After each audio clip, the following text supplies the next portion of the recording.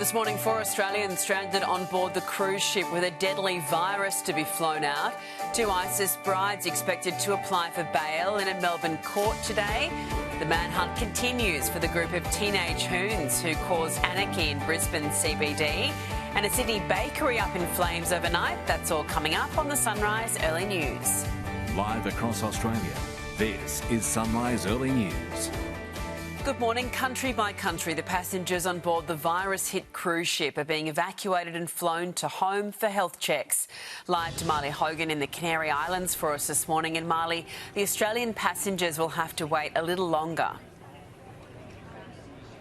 Eddie, they will. I just want to show you what's happening behind me right now. We're just having one of those tugboats evacuate some passengers from the MV Honduras. We understand that those are some of the American passengers that are just being taken off now. You may be able to see that they are dressed head to toe in PPE, those blue gowns, to make sure will minimise the risk of any exposure. Now, as for the Australians, they are facing another night on board the MV Honduras, and that is simply because the plane that is expected to take them home isn't here yet. And the rule is very clear. If your plane isn't here to take you home, then you're not getting off the ship. The Australian plane is expected to arrive here tomorrow afternoon local time, and that is when the Australians, the 4 of them, 1 permanent resident and the New Zealander, will get off.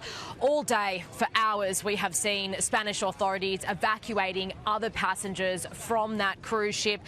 The Spanish were the first to come off, people from France, Canada, the Netherlands, the UK, Ireland and Turkey as well. The Americans are coming off now. It is an extremely complex mission here. They go straight from the port to the airport, where they are flown back to their home country, and every person is facing some kind of quarantine situation. It varies country to country, and we're still waiting for clarification from the Australians about what exactly the Aussie nationals will face when they return home. Eddie? The World Health Organisation on standby there. Marley Hogan, thank you. We'll come back to you live during Sunrise.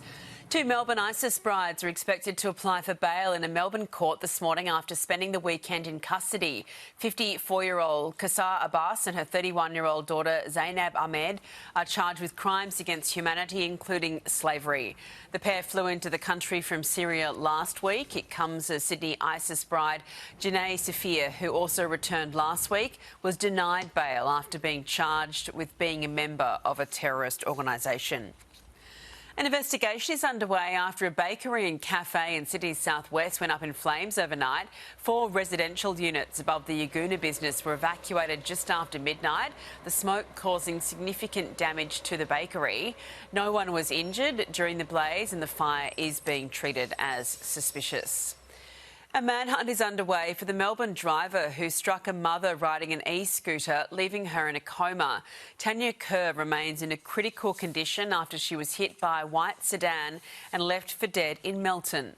Police are confident they'll find the offender, with CCTV providing new details about the make and model of the vehicle. Police are still searching for a mob of teens who caused anarchy in Brisbane CBD, targeting the Church of Scientology in a social media stunt. Hundreds of teenagers attempted to speed run the church in the viral trend, only to find the doors locked. The group turned their attention to police vehicles, with one teen riding a BMX over a patrol car and others climbing inside. No arrests have been made. Experts warn thousands of motorbike riders are being put in danger on our roads every year.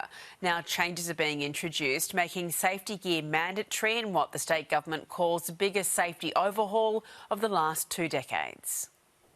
With a nice, easy slide, these motorcycle gloves make all the difference. Part of new safety reforms rolling out next month to help the waves of particularly young people who like to hit the road on 2 wheels. They don't always have the right equipment with them, so this is a wonderful start. From July 1st, all provisional and learner riders must wear safety gloves. L-platers also required to wear high-vis to be easier to spot. Learner riders make some of the most mistakes. You fall off, you hurt yourself. Something that can be life-altering. They have a crash and then damage their hands, and that's their career gone. Much needed changes as riding becomes increasingly popular. A 65% rise in the last 20 years, 27,000 learner licenses are issued each year.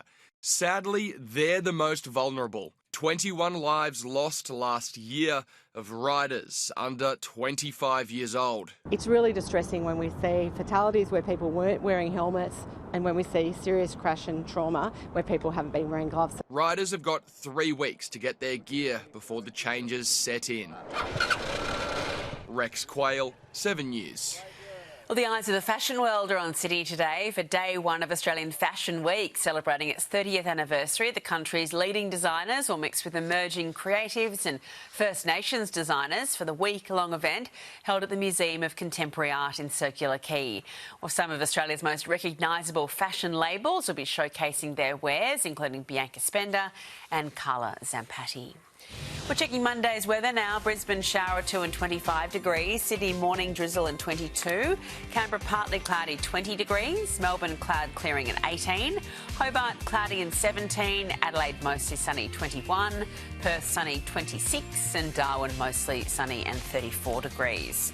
Well, still to come on the Sunrise Early News, dramatic scenes as a motorcycle hangs from a traffic light after a horror crash. And Delta dazzles with a sneak peek ahead of her Eurovision performance this Friday. That's coming up next on Sunrise.